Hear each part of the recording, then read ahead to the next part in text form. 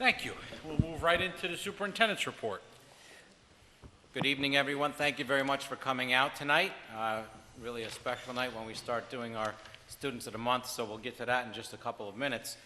Before I talk about a couple of things, I want to welcome our second Board of Education student rep, Jim, and thank you very much for coming. Welcome to us tonight.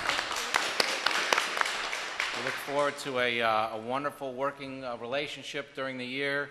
You'll see that we dig into a lot of very, very important things, and it's so important for the two of you to stay well connected at the school also, so you can kind of talk through, well, what happened last meeting and this meeting? So really excited to have you here. Welcome. And feel free at any time. Let's talk whatever you need. Okay? All right, thank you. Excellent. Also want to make sure that I note a really special award was presented to our athletic department just this last week. Our high school has been noted as a Scholar Athlete School of Excellence, and what that means is at least 75% of our teams have a collective GPA of 90% or higher for last school year. So that's really a wonderful accomplishment. They are truly scholar athletes on our programs there, so congratulations to them, a spectacular accomplishment. Also tonight on the agenda, the Board of Education, we discussed it briefly at the last meeting, and Rose is prepared to provide any feedback or any answers. We're asking the Board of Education to create a teaching assistant position. It's needed, it's in our budget, and it's something that we hold as a placeholder in case there's the need for a special education placement, and we have that need right now. So when we get to that on the personnel agenda, Rose will be able to answer any questions that the board has. And with that, I have nothing else. Okay. So we will, actually, I want to add, Karen, you had the meeting, right?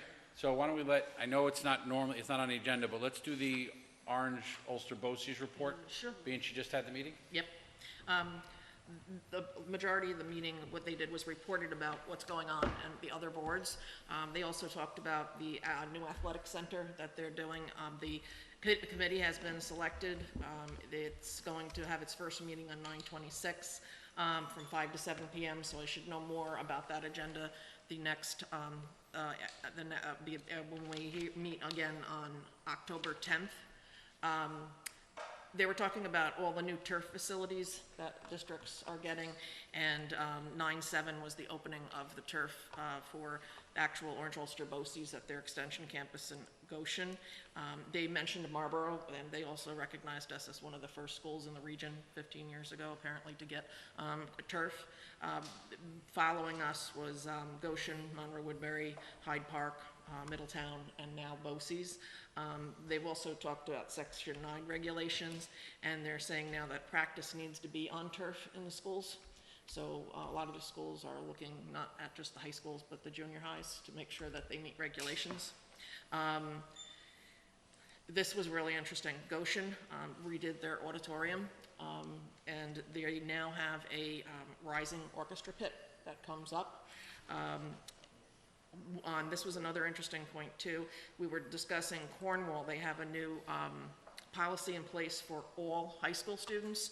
They're required now to do 20 hours of community service in their by the time they graduate and in order to graduate. That's new. They have a new principal and a new director of guidance who are streamlining this, and it's going actually really well. The parents seem to like it at their open house. Warwick, we all heard about that really tragic incident with the bus driver that passed away, taking one of the athletic teams to an event, and one of the students, just by chance, actually took a CPR course at Orange Ulster BOCES, and that was the student that administered CPR on the bus. Pine Bush is in negotiations right now for a cell phone tower to increase 911 in that area. C&T enrollment is up about 100 students. They now have 1,860 students in the C&T program. It's approximately the size of our district, just in C&T. Adult Ed now has a new program for emergency medical services for adults to take part in evening classes. And the instructional services area. Mandarin Chinese is now 16 sections with 5 full-time teachers, and they mentioned us along with Bronxville joining in now with receiving Mandarin services. Monroe Woodbury was also brought up. I don't know how many people know what happened there. They had some ransomware issues where they took over WinCap and some of the they almost didn't meet their payroll last Friday. So with the help of Orange Ulster BOCES, they moved into the actual conference area in the main administration building and were able to use the BOCES computers, got the payroll out. And what they're going to be doing is they're going to be doing a new symposium on safety, and they're going to be doing a study council for our districts in our region. And Bargoff, who's the director of, he's the assistant superintendent of technology at Monroe Woodbury. He used to be the director of technology at Orange Ulster BOCES. He's going to try and help other people understand what actually happened with the safeguards that he had in place. They actually didn't get to the point where they ransomed the software, which was good. It didn't go full throttle like it did in some other school districts. It just went down, and it was some of the safety nets that he had up with the server that was able to stop that. So that's pretty much what we had. Our next meeting is October 10th. Great, thank you. Mr. Brooks, Student of the Month. Terrific. Let's start with the middle school.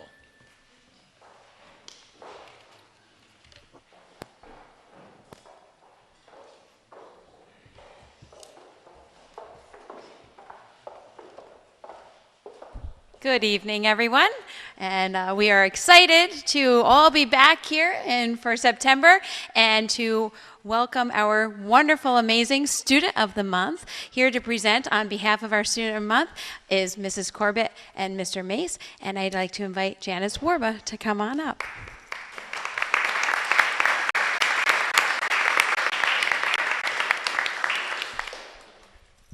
The Marlborough Middle School Music Department is proud to have selected Janice Werba for our Student of the Month recognition. Janice is a 7th grader who is an active member of the Marlborough Middle School Music Department. She is a member of the band, the chorus, and the select chorus. Additionally, Janice participates in the MMS drama production, both last year, and is a main character in this year's production as well. Janice also takes piano lessons and voice lessons outside of school and participates in a drama company outside of the school community.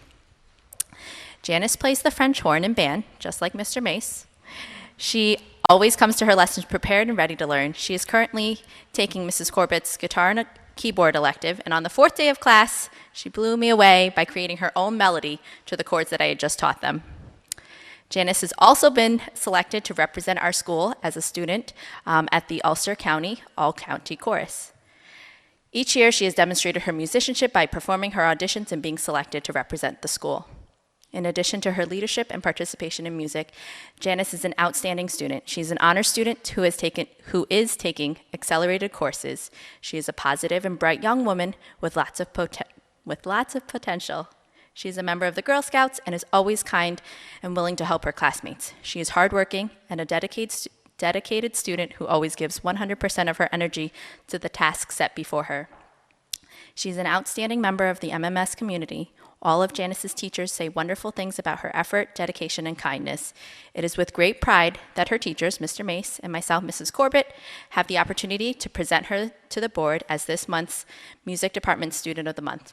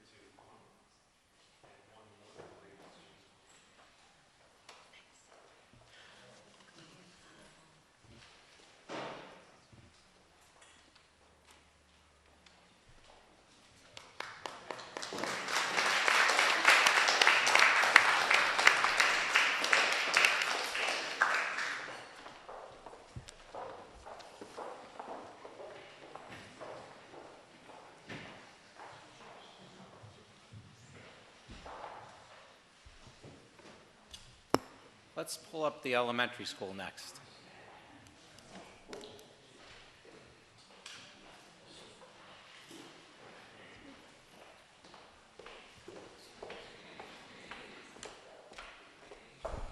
Thank you, Mr. Brooks. Good evening, everyone. Welcome to a new school year. We are so thrilled at Marlborough Elementary School to introduce our first student of the month for the 2019-2020 school year, Lucy Casella, fourth grader. Come on up, Lucy.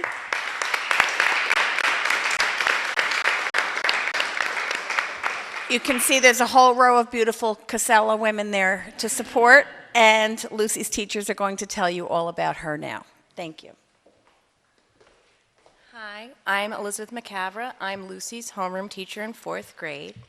One of my primary focuses in my classroom is to help foster an appreciation for each other's uniquenesses while being respectful and accepting human beings. On the second day of school, we discussed how we are all unique. Sometimes we're proud of what makes us unique, and sometimes it makes us self-conscious or embarrassed because we think we're the only one like that. This is a challenging task to ask any group of people. Lucy raised her hand and explained to her classmates that due to a difference with her windpipe, she sometimes has a difficult time speaking clearly. Her share allowed the other students to express their unique challenges that they face. She was a model for her classmates, and she continues to be a model. When she saw someone who was upset they didn't get a pillow on the rug, Lucy gave up hers. She's ready to help any of her classmates when they need it. She loves helping her friend, who has crutches right now, carry her things in the elevator each day, but she willingly allows others to take turns. When I spoke to another teacher who has worked with Lucy for years, I asked what else I could share, and she said this: "What has always impressed me about her is her determination. She never gives up. She'll try anything that is asked of her without question, even when it is a challenge. Lucy always meets a challenge head on. She is sensitive to others and is the first to support others when they need it. So this is why Lucy stands before you tonight as Student of the Month. Ms. Casella is a caring classmate, she shows perseverance, and she is an example of what it is to be a respectful and accepting human being."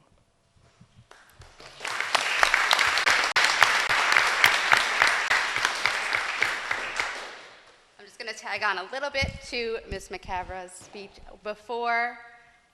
Obviously, we're 2.5 weeks in to school, so picking a Student of the Month was a no-brainer to pick Lucy. I can't wait to see what she produces in the future if this is what we have 2 weeks in. I always make an acronym poem or an acrostic poem for my kiddos, so I described you, Lucy, as lovely, unique, like Mrs. McCavra did, compassionate, and a young lady. So the C really tripped me up because I thought of words such as conscientious, clever, curious, compassionate, considerate. She's always looking out for others. So Mrs. Casella, she's going to need a longer name. But we are more than proud of her, and we can't wait to see what this year brings for her.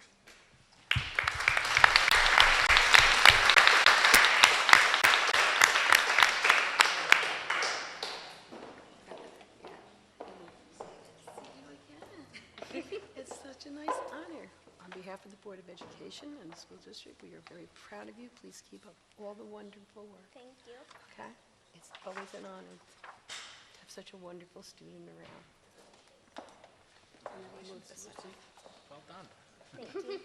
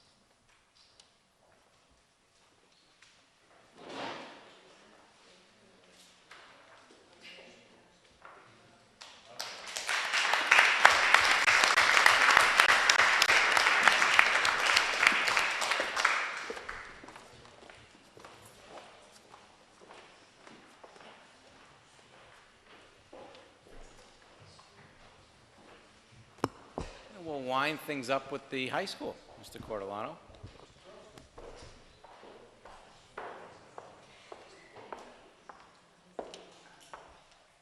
Mr. Lazo, Mr. Brooks, thank you for allowing me to do this. In August, Mr. Waller came up to me and he goes, "Who are we going to be for our student lunch?" And it took me about 1 second. Joseph was on it. Just like me.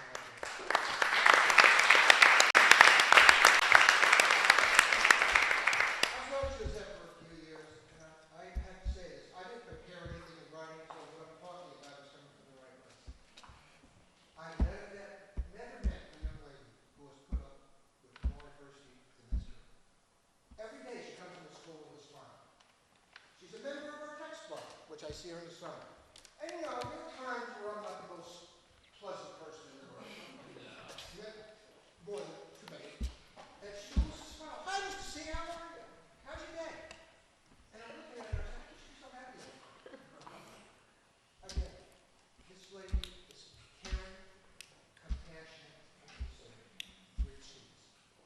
She's always got a smile. She's always willing to help. And I want to just say it's an absolute honor and pleasure for Mr. Waller and I to nominate you as our senior our student for September. Administration gets a ticket, and you were a choice with a shadow. Congratulations.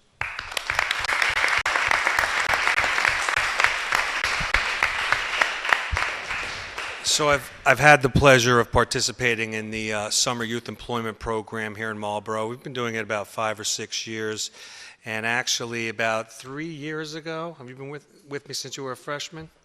So, all right, so yeah, 4 years ago, Gisette joined the summer program and has been with us. And she does work hand in hand with the tech department all summer long, and she's absolutely fantastic. Attention to detail, was a natural leader, took lead of the group.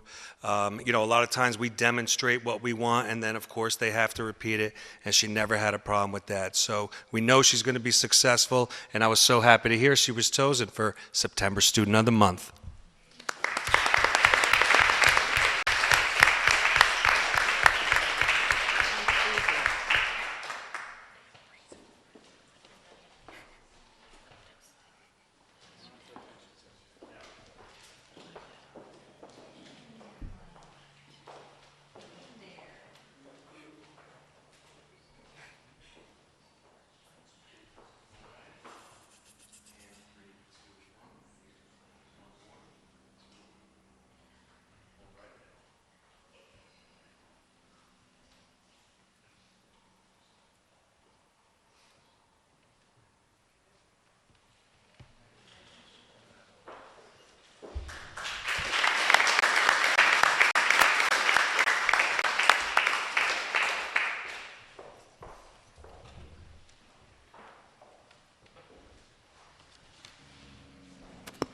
You know, each month that we do this, it's so wonderful to hear the characteristics of our children, and you hear me say as often as I can, there's a gem here in Marlboro, and that gem really is our children, but it's also the community. So thank you, families, for sending us such wonderful children every day.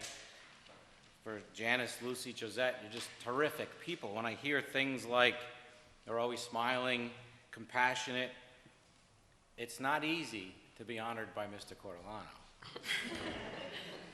They're selfless, determined, respectful.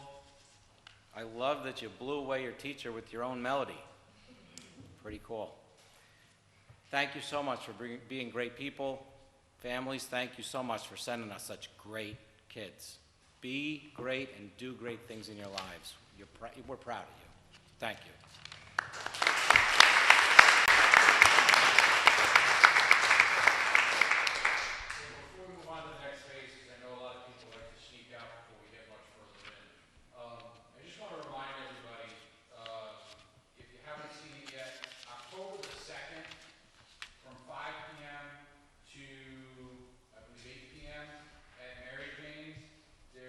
Fundraiser, Duke's Fight Together. It's a Pink Delicious ice cream cancer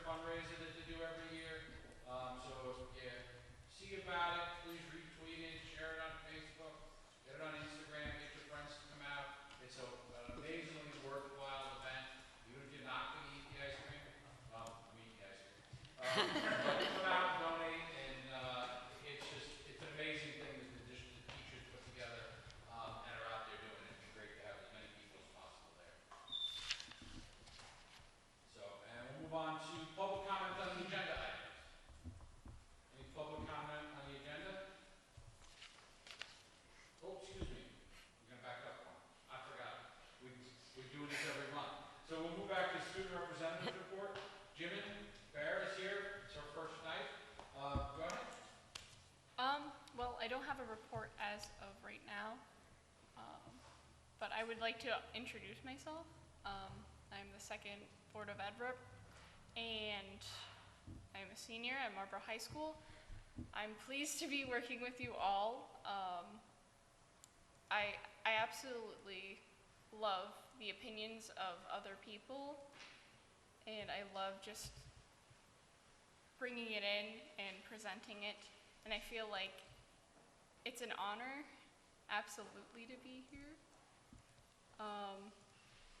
Yeah. We're looking forward to it. It's gonna be a great school year. Back and forth on which meeting, so we won't get to all the students, Yeah. but you'll be here for some of them.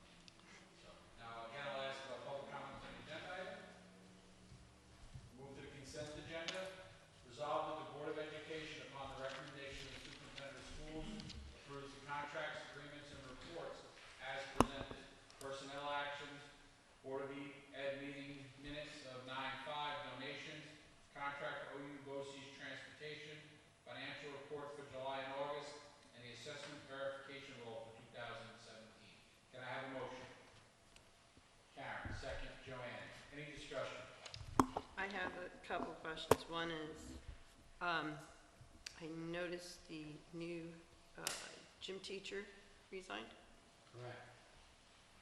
Maybe there's another way that we can rethink that and maybe offer a teacher a sixth period or just another way to fill that spot. Good ideas. We are absolutely thinking of alternatives, but right now it's in the .4 mode, 'Cause but I good have point. to tell you, there's some parents complaining already that their kids aren't getting their recess time, that are up on. They're getting their recess time. Their moms, because they're saying they're not, I'm just. Okay. All right, we'll just leave Yeah, it at every that. child is getting their full recess time. So, And the other thing is, I want to recognize Patrick and thank Patrick. I'm sorry to see you leave. And it's been an honor being with you. So, because I noticed that was on our agenda tonight. Thank you. I would like to say no, though, to yours. It's been my honor to be here, and I think the third will probably be my last meeting, so, you know, maybe I could give a statement or two then. Thank you. Thank you. That was that. I have another question. We have on there another part-time teaching assistant, and I know you mentioned it, I think, last meeting. But my question is, this will be another now fourth part-time TA that we brought on, and we had to replace 2 full-times. I take it you guys try to do the analysis to see if we can take those 5.5 hours and do it somehow with the other 3 or more that we kind of Correct. pooled together? The other ones that we created were the conversion ones. This one is purely because of a new student to us for special education needs, so Rose can speak to some of the in generalities, but we have reached a point where we can't value engineer any more out of existing programs without dismantling those programs. So we do have contingent money in the budget for additional special education costs because we know it's a fluid area that can go up and down. So this is in the budget technically, but since we don't create the positions until we need them, it now needs to be brought to the board and certainly publicly vetted. So we can speak in generalities, but we can't do anything that's person identifiable for this specific child. So Yeah. let Rose can speak to it. So the 3 part-time TAs that we created at, when we had 2 full-timers leave were to fill voids at the middle and the high school. The Tuesday before school started, we had a student register with significant physical needs at the elementary level, and we are tapped out as far as TA support at the elementary school, and Mrs. Walsh did a great job at, piecing together the existing staff right now, but we do need to support this child. I was just thinking from the perspective that the changing the 2 to 3 actually created more hours, but that's used up, so to speak. Correct. And And that was our intent, to create more hours to Yeah. support more students and program. And typically, we do get students that we didn't project out. So when we did make that recommendation, we didn't have this student on our rolls. Okay. So- I'm just curious how that whole mathematics worked, because I know it's tough to do that when you start piecing. It's actually a people together. dynamic Yeah. process because there's domino elements all 3 levels because they're so intertwined now. It's a little simpler because they're all in one grouping as teaching assistants, but it's a dynamic flow, since they're not full-time either. So you've got some overlapping teaching assistants for some programs too, where they have to cover the same program. So now, I have a question. If this child is that needy, why would you not have a full-time person with that person? We're able to cover the needs of the IEP with this 5.5. So she's covered with every class? She's completely covered Or with he the is, existing staff whoever at the it elementary is, right. school and the addition of this position. As long as that person is covered with all their classes, because if you're saying that they need them only for 5 hours, that kind of leaves me. No, that's not what we said. He said Yeah. to meet all of our IEP needs, we need to add 5.5 hours. Right. Right. I don't want you to interpret that necessarily this particular person is for a particular student. All of our teaching assistants and all of our IEPs mesh in a complex matrix, and in order to fulfill the needs of the newest IEP in this particular situation, we need to add another 5.5-hour TA in order to meet the whole mix. So I got that, but what I'm saying is, what Mrs. Millie just said was, she was, or he is a needy student. So my question is, are we covering yes, all of their needs? yes, If it needed to be full-time, then we should be doing it full-time. you are correct in both statements. That's So where yes, we I'm are, getting and a yes. little confused, because if they're that needy, are they going to gym without an aid? Are they going to art, music, or But their I think- specials or whatever? So those are my Joanne, concerns. what you're missing is, the superintendent and have said, we're meeting all our legal requirements by doing this. They don't, and I asked them for more, we're meeting our requirements. So whatever the legal requirements are, for all of our special ed students, we're meeting them by just adding this 5.5. We don't need to add more than we actually need. And I get that, Frank, but I've been there and I understand that, but there's times that children are not covered when they need to be covered. That's why I'm asking the questions. You're entitled to an opinion. So like I said, as long as they're being their, as long as their needs are being met and they're covered, I don't have a problem with it. Any other questions? Joanne? Yes? Karen? Yes. James? Yes. John Cantone? Yes. John Barrow? Yes. And myself, yes. Yes. So, thank you very much for pointing out one of our resignations there as a difficult pill for us to swallow.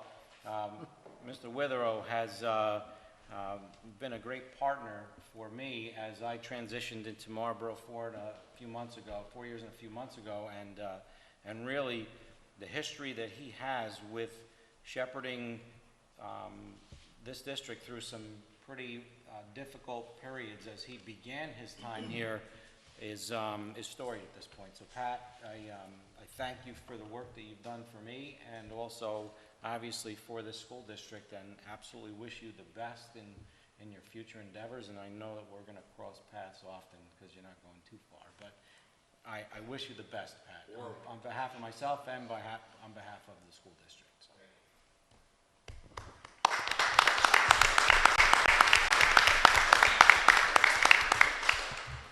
Recommended actions. Resolved that the Board of Education, upon the recommendation of Superintendent of Schools, approve the reserve funding report as presented. Can I have a motion? James, second. Joanne. Discussion. This is, just so you, this was reviewed by the Finance Committee and our outside auditors and financial planners, and this was the recommendation. Now that we can establish the correct funding with the new legislation to move money around to get us in a position where finally with legislation we can actually have TRS reserves, which is the largest single thing we pay out in the way of pension type obligations. We never could have a reserve fund for it. So now we can actually establish a reserve fund for TRS so that when the controller issues these crazy numbers in certain years and lower in others, we can stabilize the budget. Did I get that right, Pat? That's correct, yes. So just a quick synopsis on that. What we're allowed to do is to put up to 2% per year of the of our professional salaries into a TRS reserve until we hit a total of 10% of those salaries. So that's why the number is rather small. That's why the number is rather small comparatively to what our expenses budgeted to be in that area, because there is a limit on how much money we can put in any given year, and then a cap of the total of that, essentially our 150 code expenses, which would be the professional teaching personnel within the district who are the employees that are covered under the TRS expense. Hey, so Pat, the main use of these reserves would be what, to maybe be applied when on any given year the required input or Exactly. or Like specifically this contribution past increases? year, we paid the ERS bill out of the ERS reserve. So Okay. we are allowed to use these reserves to pay these specific expenses in any given year.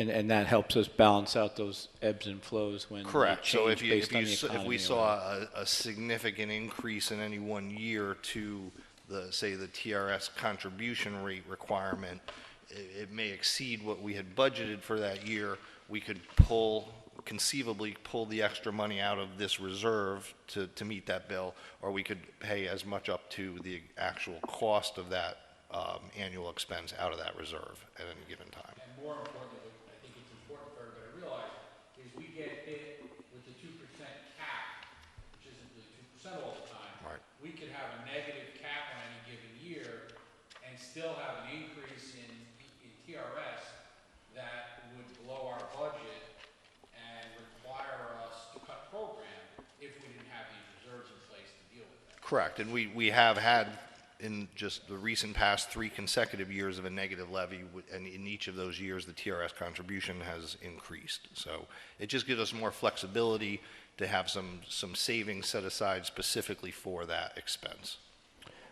Pat, remind me again, ERS is Employee Retirement System. So So non-teaching. ironically, the ERS reserve has no cap on what we can put in there, even though that is considerably less of an expense for us on an annual basis. Okay, thank you. Sure. Any other questions? Joanne? Yes. Karen? Yes. James? Yes. John Cantone? Yes. John Merrill? Yes. And myself, yes. Okay, any old business? Yeah, I have words. Ms. Clinton still here? I don't know if she's still back. Yep. On middle school recess, and please correct me if I'm wrong, I kind of understand it as the kids have about a 41-minute break for lunch and recess.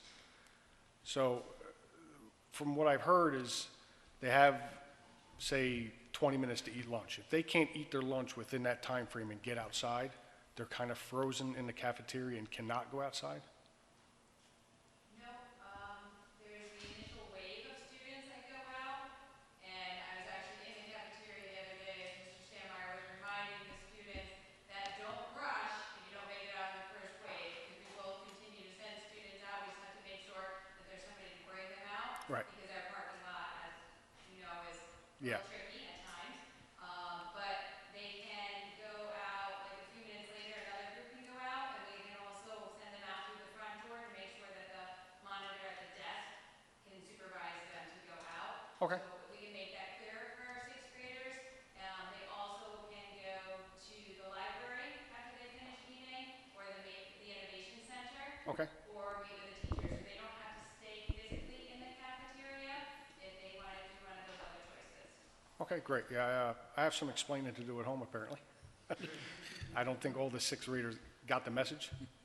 So she eats very slow, so she's frozen in the cafeteria by her own accord, obviously. But so maybe make it a little more clear for the incoming kids, because not all of them really understand it yet. No problem, we definitely will. Great, thank you. You're welcome. Any other old business? Any new business? Any other items? Okay, we'll move on to recognition of district residents. Okay, we have a proposed executive session to discuss the employment history of a particular person and collective bargaining negotiations. Can I have a motion to go into executive session? Joanne, second by Karen. All in favor? Aye. Any opposed? There will be no action after the executive session. Thank you, everybody.